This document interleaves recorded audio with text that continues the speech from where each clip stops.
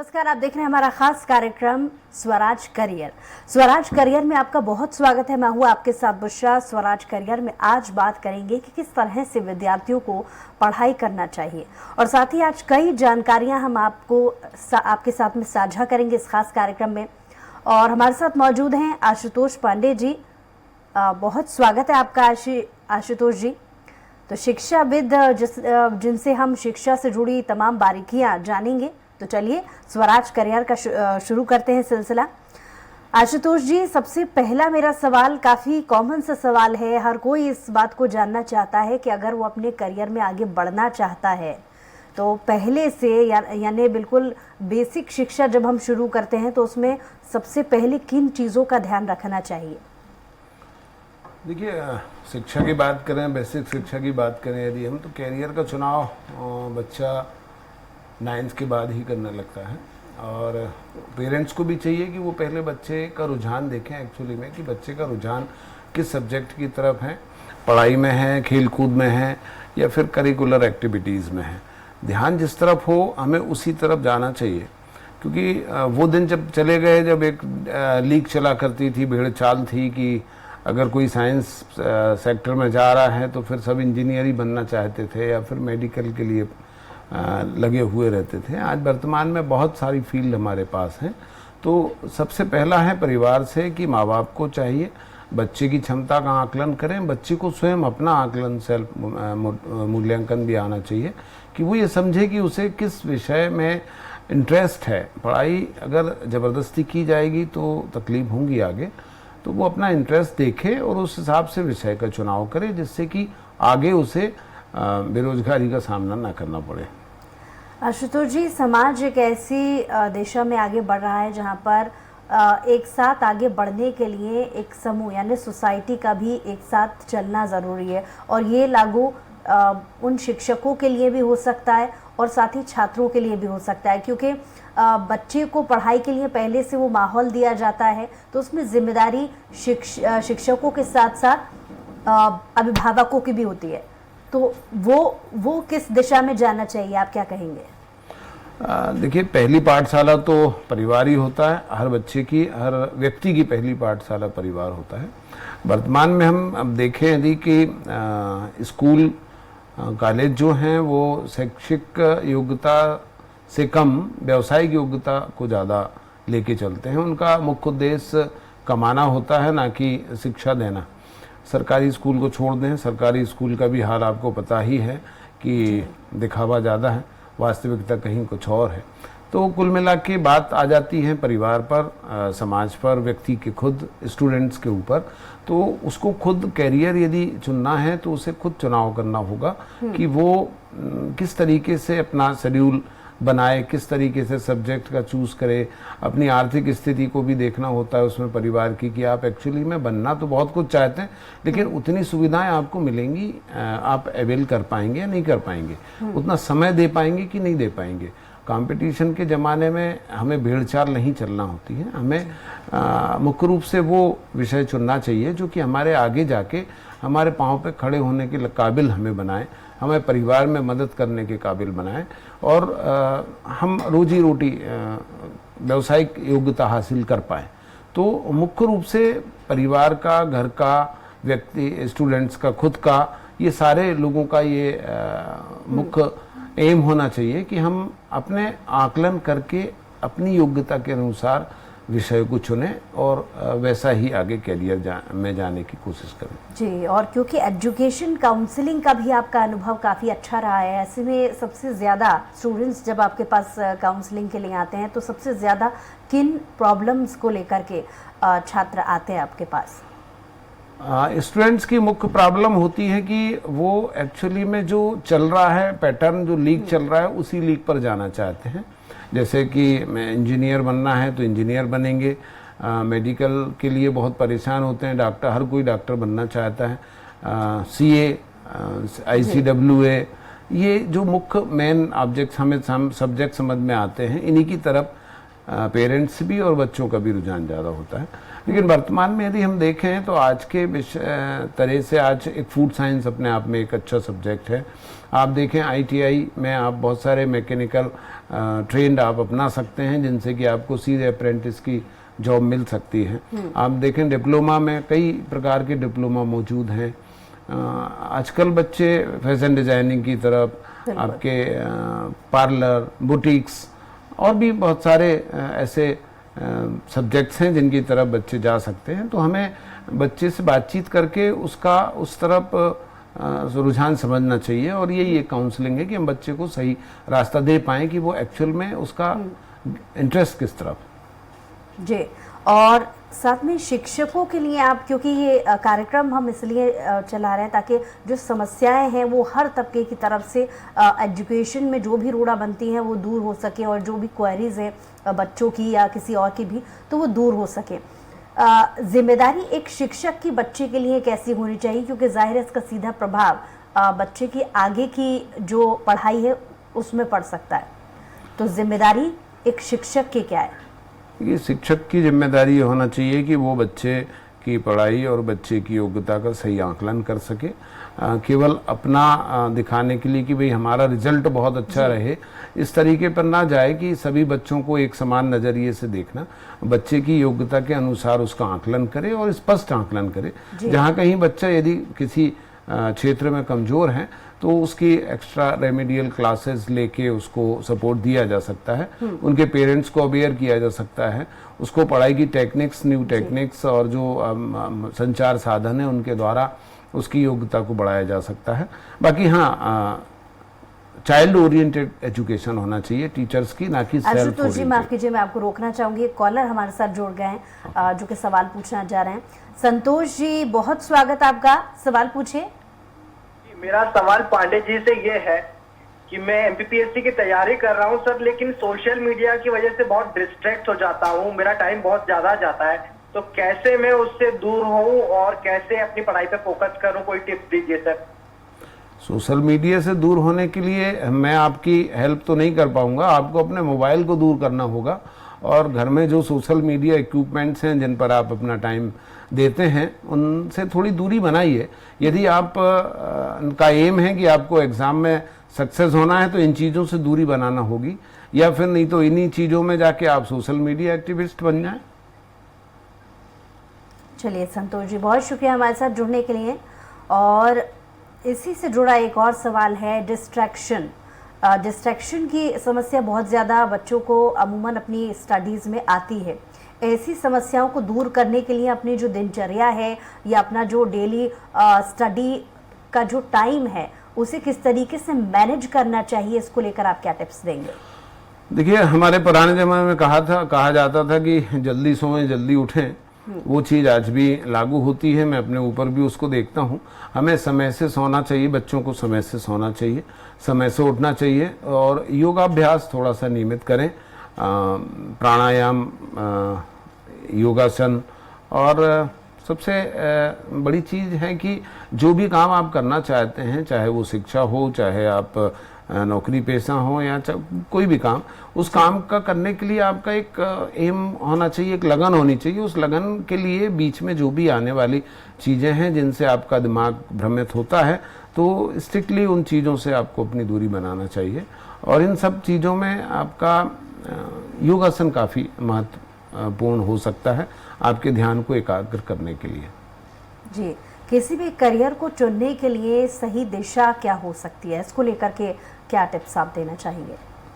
Career को चुनने के लिए सही दिशा वो जिस दिशा में आप इच्छुक हैं, आपका मन लगता है, और आप उस को जब तन्मयता से आप करेंगे तो सफलता आपको मिलेगी। थोपी गई कोई भी बात में आप सक्सेस नहीं हो सकते हैं। तो चुनाव आपका स्वयं का होना चाहिए। जब तक आपका इंटरेस्ट नहीं होगा आप उसमें एकाग्र नहीं हो पाएंगे। जी, और जैसा कि कुछ देर पहले मैंने आपसे सवाल किया कि बहुत सारे ऐसे बच्चे, क्योंकि आप करियर काउंसलिंग से जुड़ी बहुत सारे छात्र आपके पास आते होंगे जो आपसे सवाल अमूमन पूछते होंगे अपने करियर बनाने को लेकर के, हर एक सेक्टर को लेकर के अगर हम बात कर लें, चाहे वो मेडिकल फील्ड हो या कोई दूसरी और फील्ड हो, इसमें समन्वय बनाने को लेकर या आप ये कैसे पहचानेंगे कि आप किस काम के लिए बने हैं और सही तरीके से उसे चुने कैसे? देखिए, वो पूत के लक्षण पालने में दिखने वाली कहावत आती है यहाँ पर कि बच्चा एक्चुअली में क्या बनना चाहता है, ये उसका छोटे से रुझान समझ में आ जाता है। आप देखिए, हमारे यहाँ घर में खेल खिलौने से लेके कि बच्चियां हैं तो ज़्यादातर वो वही खिलौने यूज़ करती हैं जो उनकी माँ को देख देख के, किचन सामग्री हो गई, श्रृंगार सामग्री हो गई। बच्चा है तो वो जनरली गाड़ियों में या कुछ एक्स्ट्रा एक्टिविटीज़ वाले बच्चे होते हैं जो कि खेलकूद में बहुत आगे होते हैं, जोड़ तोड़ में उनमें काफ़ी रुझान होता है। तो ये बचपन से ही देखा जा सकता है और उसको वो वही फील्ड दी जा सकती है जिसमें कि वो उसमें ही अपना आगे कैरियर का चुनाव कर सके। तो एक बारीक माइन्यूटली ऑब्जर्वेशन है ये हर बच्चे का, जो कि माँ बाप और यानी सही समय पर ऑब्जर्वेशन भी रखनी चाहिए। चलिए, एक कॉलर हमारे साथ जुड़ गई हैं, मधुबाला। मधुबाला जी, बहुत स्वागत आपका। कहाँ से बोल रही हैं आप? जी मेरा सर से सवाल है कि मैं पीएससी की तैयारी कर रही हूँ, लेकिन मेरा हिंदी मीडियम है, तो कैसे मैं करूँ? मेरे को बहुत टफ लग रहा है तैयारी करने में। देखिए, अब आप चूंकि एग्जाम की तैयारी आपने कर ली है, फॉर्म भर दिया होगा, तो सब्जेक्ट तो आप बदल नहीं पाएंगी। तो उससे बेहतर है कि किसी एक अच्छे हिंदी टीचर के साथ आप जाइए। ग्रामेटिकल सेक्शन जो है वो आपको परेशान कर सकता है, तो ग्रामेटिकल सेक्शन के लिए किसी अच्छे टीचर से आप संपर्क करें, उनसे कोचिंग ले सकते हैं। वरना आजकल गूगल गुरु जो हैं वो हिंदी में बहुत सारे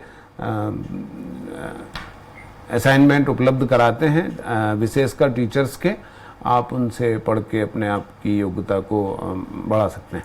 चलिए, बहुत शुक्रिया मधुबाला जी। जी, सवाल पूछिए। बिल्कुल कि पढ़ाई का टाइमिंग क्या होना चाहिए? जरूरी है कि हम पढ़ाई के टाइम को चूज करके रखें कि सुबह ही पढ़ना है या रात को पढ़ना है, कुछ ऐसा? जब आप कंफर्टेबल हो पढ़ने के लिए, ऐसा कोई टाइम नहीं है, सुबह दोपहर शाम को। हाँ, पढ़ाई के बीच बीच में बोरियत के समय झपकी आती है तो 5 मिनट 10 मिनट की नैप लेना बहुत ज़रूरी है। उसके बाद आप तरोताज़ा महसूस करेंगे और जब आपका मन लगे तब आप पढ़ाई कर सकते हैं। चलिए, बहुत शुक्रिया मधुबाला जी हमारे साथ जुड़ने के लिए, अपने सवाल के लिए। और एक और कॉलर हमारे साथ जुड़ गए, इमरान जी। इमरान, सवाल पूछिए। सर से सवाल ये था कि पीएससी के लिए हम एग्जाम के लिए मैंने फॉर्म भरा हुआ है, बट मैं प्रॉपर वक्त नहीं दे पाता हूँ। तो कोई ऐसी शॉर्ट ट्रिक जिसकी वजह से कम वक्त में ज्यादा तैयारी हो उसके? पढ़ाई में शॉर्ट ट्रिक तो कोई नहीं होती है। शॉर्ट ट्रिक जो होती हैं उनमें सक्सेस रेट बहुत कम होते हैं। शॉर्ट तरीके की तो कोई बात मैं आपसे नहीं करूँगा। हाँ, आपने अगर फॉर्म भरा है और तैयारी कर रहे हैं तो मन लगा के करिए, वरना फिर गैप दे दीजिए। नेक्स्ट टाइम पूरी मेहनत से कोशिश करिए और ध्यान एकत्रित करिए। केवल एग्ज़ाम देख के और रिजल्ट भगवान भरोसे छोड़ने वाली आदत नहीं होनी चाहिए। मेहनत करिए, सफलता मिलेगी। चलिए इमरान, बहुत शुक्रिया हमारे साथ जुड़ने के लिए।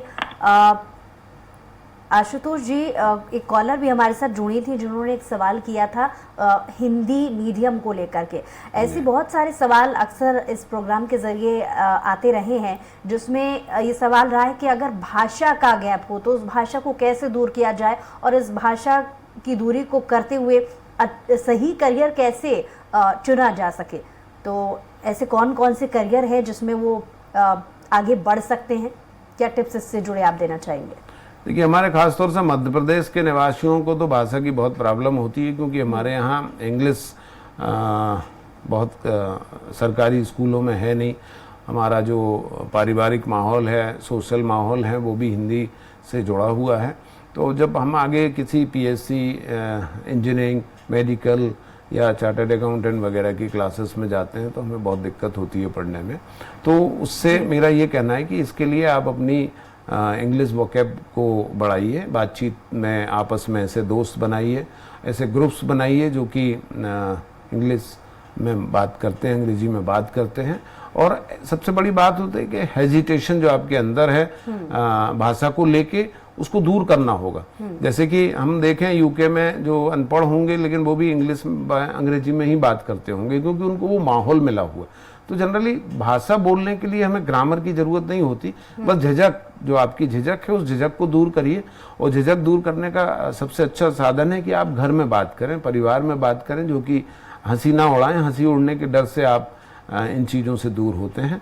तो झिझक दूर करिए और वोकैब बढ़ाइए। आजकल बहुत इंटरनेट के माध्यम से इतनी सुविधाएं मिली हुई हैं कि अगर आप इनका पढ़ाई के लिए उपयोग करते हैं तो आपको फ़ायदा मिलेगा।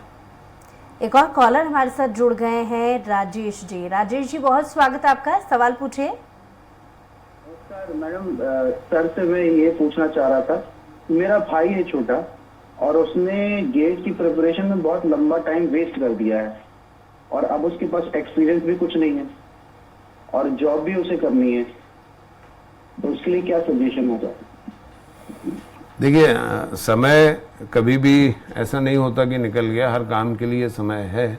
बस ये बात जरूर है कि आप एक पर्टिकुलर यदि जॉब की बात कर रहे हैं उसके लिए समय नहीं होगा, तो आप अपनी व्यावसायिक योग्यता को बढ़ाइए, कोई ऐसा टेक्निकल टर्म सीखिए जिसके साथ आप अपना स्वरोजगार कर सकते हैं। आजकल स्टार्टअप की बूम मची हुई है, तो कहीं ना कहीं आपके भाई में जो आपके भाई के अंदर जो योग्यताएं हैं उन योग्यताओं को बढ़ाते हुए वो स्वरोजगार की ओर जा सकते हैं। चलिए, बहुत शुक्रिया राजेश जी हमारे साथ जुड़ने के लिए। आशुतोष जी, कई बार करियर बनाने को लेकर ऐसे बहुत सारी जो इंस्टीट्यूट हैं वो अलग से काउंसलिंग करते हैं, और अगर सरकार की भी तरफ से बात कर ली जाए तो सरकार भी ऐसे बहुत सारे कैंपेन चला रही है जिसमें रोजगार से जुड़ी बहुत सारी समस्याओं को दूर करने की बात कही जाती है। आपका इस पर, इसको लेकर के क्या मत है? क्या साझा करना चाहेंगे विचार हमारे दर्शकों के साथ इस पर? देखिए, मेरा इस मामले में ये कहना है कि आजकल जो व्यावसायिक या एजुकेशनल होड़ है या पैसा कमाने की जो होड़ है, तो आजकल बहुत छोटे तरीके से, शार्ट रास्ते से आदमी एकदम से बड़ा बनना चाहता है। और हमारे समाज में शायद उस तरीके की दिखावटी प्रक्रियाएं भी हैं जिससे कि बच्चे भ्रमित होते हैं, इसी चक्कर में वो गलत काम में भी पड़ते हैं। तो मेरा बस इतना कहना है सभी बच्चों से, उनके अभिभावकों से, कि शार्ट तरीका ना अपनाएं और अपनी योग्यता पर ध्यान दें। आप जो कर सकते हैं वो आप ही कर सकते हैं। बाकी के जो भी आपको तरीके सुझाए जाएंगे, बताए जाएंगे, उनमें कहीं ना कहीं उन इंस्टीट्यूट का लाभ होगा, छुपा होगा। वो अपना हित पहले देखेंगे, आपका हित नहीं। तो आप अपनी योग्यता पर भरोसा कीजिए, और काम कोई छोटा नहीं होता। यदि आपको काम करना है तो आप किसी छोटे काम से भी शुरुआत कर सकते हैं, और ईमानदारी से, लगन से, मेहनत से आप करेंगे तो सफलता आपको अवश्य मिलेगी। आशुतोष जी, एक बहुत कॉमन सी एक समस्या छात्रों के बीच में देखने को मिलती है। छात्र इस आधुनिक दुनिया में आगे बढ़ने के लिए, अपने आप को पूरा करने के लिए एजुकेशन का सहारा लेता है, और एजुकेशन का लेवल इतना ज़्यादा बढ़ जाता है कि एक साथ बहुत सारी डिग्रियां वो हासिल करना चाहते हैं और करते भी हैं। एक उदाहरण के तौर पर BCA, DCA, BCom ऐसी तमाम डिग्रियां वो ले लेते हैं, और उसके बाद भी उनको कन्फ्यूजन रहती है कि वो कौन सा विकल्प अपने करियर के लिए चुने। तो ऐसे छात्रों के लिए आप क्या कहना चाहेंगे? देखिए, ऐसे छात्रों के लिए या सभी के लिए मैं ये कहूँगा कि आप जो भी डिग्री ले रहे हैं उस डिग्री में सैद्धांतिक के साथ साथ आप व्यवहारिक निपुण भी हों, क्योंकि सैद्धांतिक रूप से आप अगर डिग्री ले लेंगे तो वो डिग्री आपकी अलमारी की या फ्रेम की शोभा बढ़ाएगी, प्रैक्टिकली नॉलेज आपको नहीं हो पाएगी। तो आप जो भी डिग्री, डिप्लोमा लेते हैं उसके साथ साथ उसमें जुड़े हुए प्रायोगिक कार्य में निपुण होइए। जब आप प्रायोगिक कार्य में निपुण होंगे तो ही फिर आप अपना स्वयं कोई जॉब शुरू कर सकते हैं या कहीं अच्छी सर्विस कर सकते हैं। जैसे कि उदाहरण है, कैमरामैन साहब यदि हमारे थ्योरेटिकल पढ़ लेंगे और उन्हें फ्रेम सेट करना नहीं आएगा तो वो शायद सक्सेस ना हो पाए। तो एक उदाहरण है ये कि जॉब के साथ साथ, पढ़ाई के साथ साथ, सिद्धांत के साथ प्रैक्टिकली नॉलेज आपकी जरूरी है। यानी प्रैक्टिकलिटी के साथ अगर व्यक्ति आगे बढ़ता है तो जरूर उसे सफलता मिल सकती है। एक और कॉलर हमारे साथ जुड़ गए हैं, मल्होत्रा, राज मल्होत्रा जी हमारे साथ जुड़ गए हैं फोन लाइन पे। बहुत स्वागत है आपका, सवाल पूछिए। सर, मेरा एक सवाल था। मेरी अभी +2 कंप्लीट हुई है सर PCM से, और सर आगे के फ्यूचर के लिए मैं मरीन करना चाह रहा हूँ, मरीन कोर्स। मरीन बायोकेमिस्ट्री या मरीन केमिस्ट्री या मरीन ओशियोग्राफी।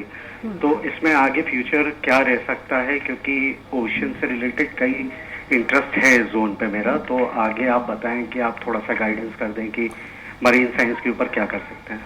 देखिए, आपने PCM लेके कोर्स किया हुआ है, तो आप मरीन में जाना चाहें, आपके पास 12th के बाद NDA का एग्ज़ाम सामने है जिसको आप क्लियर करके जा सकते हैं। दूसरा, आजकल कई कमर्शियल कंपनियां हैं जो कि मरीन कमर्शियल मरीन की ट्रेनिंग देती हैं। मुंबई, कलकत्ता, चेन्नई, आपके सूरत, कांडला वगैरह में हैं ये, इनकी आप नॉलेज लीजिए। लेकिन जो भी वेबसाइट से आप देखें तो वो जेन्युइन होना चाहिए, उसके बारे में आप जानकारी जुटाएं। नहीं हो तो मानव संसाधन मंत्रालय से की साइट से आप इनकी जानकारी लीजिए। और करियर बहुत अच्छा है, लेकिन आप उसके लिए अपने आप को फिजिकली फिट पाते हैं कि नहीं, इसकी एक बार टेस्टिंग जरूर करा लीजिएगा। चलिए राज मल्होत्रा जी, बहुत शुक्रिया हमारे साथ जुड़ने के लिए। आशुतोष जी, एक शब्द काफ़ी लोकप्रिय होता चला जा रहा है कोरोना के बाद से, और वो है work from home. Work from home की जो तरजीह है वो समय के साथ साथ बढ़ती जा रही है, लोग इसे अपना रहे हैं। वर्क फ्रॉम होम में बहुत सारे सेक्टर्स भी तलाशने की कोशिश लोग करते हैं, इसको लेकर आप क्या कहेंगे? देखिए, वर्क फ्रॉम होम आजकल कोरोना के बाद से आपने सही कहा कि बहुत ज़्यादा लोकप्रिय स्ट्रेटजी है, नाम है, काम है, बहुत लोग कर रहे हैं। उसमें फ़ायदे बहुत हैं, कंपनीज़ के फ़ायदे बहुत हैं, पर्यावरण तरीके से अनुकूलता बहुत है, गाड़ियों का प्रदूषण, लाइट, विद्युत, ये सारी चीज़ें बचती हैं।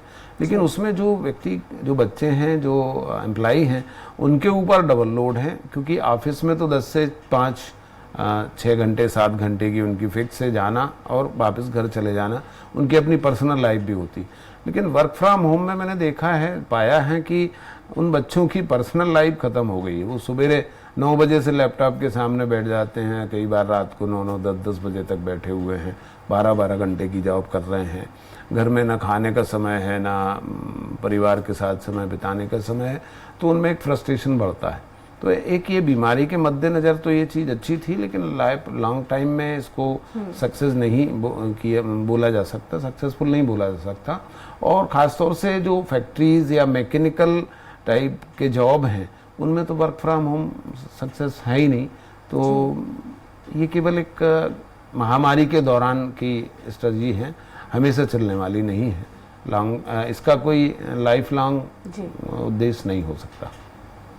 ठीक है। और आशुतोष जी, एक और काफ़ी कॉमन सी एक समस्या लोगों के बीच में आती है कि वो अभी अपने एक पर्टिकुलर सेक्टर से पढ़ के आगे निकल गए हैं और वो जॉब्स भी करने लगे हैं, लेकिन जब शुरुआती वक्त में, जैसा कि आपने थोड़ी देर पहले कहा कि किसी भी काम को करने में बहुत समय लगता है, सेटल होने में बहुत समय लगता है। व्यक्ति को अगर सफलता नहीं मिलती है उनके जॉब्स में, तो वो बिजनेस की ओर रुख करते हैं। तो ऐसे में अचानक से अपने करियर को बदल देना, उनके लिए आप क्या टिप्स देना चाहेंगे, और ये किन किन दिशाओं में और जा सकता है? देखिए, जो जॉब करने वाले हैं वो ये हैं कि बहुत तेज़ी से पैसा कमाने की जो लालसा है हर किसी को होती है, लेकिन मेरा उनसे यही कहना है कि आप एकदम से अभी अपना जॉब छोड़ के बिजनेस में अगर आते हैं तो आपको नुकसान है कि आपकी बनी बनाई इनकम जो है वो बंद हो सकती है। और व्यापार का ऐसा है कि ये तो एक रिस्क है, आप के व्यापार के स्वभाव पर निर्भर करता है कि आप इसमें कितना सक्सेस पाएंगे, मार्केट स्टडी के अनुसार भी देखा जा सकता है। तो यदि आपने काफ़ी पैसा बना लिया है अपने धंधे बिजनेस से, तो फिर आप व्यापार की ओर सोचिए, वरना पहले अपने आप को इस्टेब्लिश कीजिए, नौकरी में अनुभव कमाइए। जो व्यापार आप करना चाहते हैं उस व्यापार को साइड से छोटा मोटे तरीके से आप उसको रन करिए, और इतनी पूंजी बना लीजिए कि यदि आपको व्यापार में एकदम सफलता ना मिले तो साल 6 महीने आप उस नुकसान को या उस ना होने वाले लाभ को झेल सकें, उसके बाद ही इस तरफ आएँ। एकदम अचानक से अपना बना बनाया कैरियर छोड़ के बिजनेस की तरफ आना समझदारी नहीं कहलाएगी।